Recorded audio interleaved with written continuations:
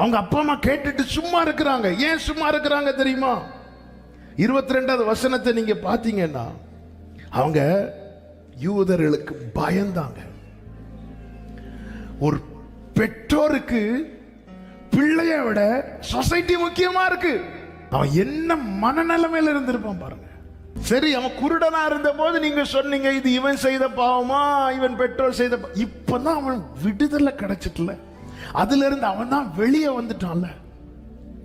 அதுக்கப்புறம் அவன் மேல சுமத்தப்பட்ட, ஏன்னா அவங்க பார்த்துட்டாங்க இவனை என்ன பண்ணாலும் பெற்றோர் இருந்தும் கேட்க மாட்டாங்க.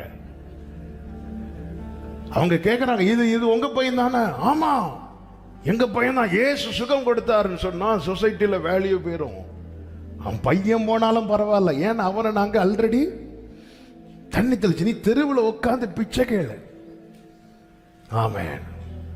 யாரும் இல்லாதவங்க பிச்சை எடுப்பாங்க, அதுல நியாயம் இருக்குங்க. ஒரு குடும்பம் இருக்கு, பெற்றோர் இருக்கிறாங்க.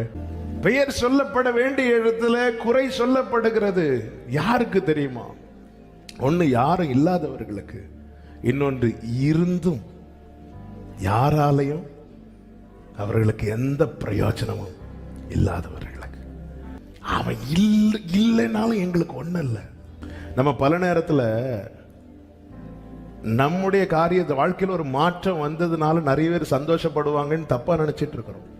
உங்க வாழ்க்கையில் நடந்த ஒரு மகிழ்ச்சியான செய்தியை நீங்க ஒரு கொஞ்சம் பேர்ட்ட போய் சொல்லி பாருங்க, அவங்க ஃபேஸ் எக்ஸ்பிரஷனை காட்டி கொடுக்கும். அவங்க அதுல அவன் பையன் குருடனா இருக்கிறது குறித்து பயப்படுறதுல நியாயம் இருக்கு. பையனுக்கு பார்வை கிடைச்சது, வீட்டில் கடா வெட்டி கொண்டாட வேண்டிய இடத்துல அவங்க பயந்தார்கள் இருக்கு. அவனை புறம்ப தள்ளுறாங்க.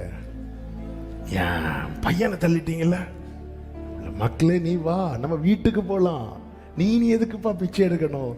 அவங்க அப்பா கூட்டுரு போல, அம்மா கூட்டுரு போல பைபிள் சொல்லுகிறது. அதனுடைய 35 வாசியங்கள், அவனை அவர்கள் புறம்பே தள்ளிவிட்டதை இயேசு கேள்விப்பட்டு கைகளை உயர்த்தி ஆமென் சொல்லுங்க பார்க்கலாம். ஹல்லேலூயா, ஹல்லேலூயா. இந்த வார்த்தையை சொல்லும் போது ஒரு செய்தி உங்களுக்கு சொல்றேன். உங்களை சுத்தி இருக்கிறவங்க உங்களுக்கு செய்யறது அவருக்கு தெரியும், அவருக்கு தெரியும், அவருக்கு தெரிய வரும்.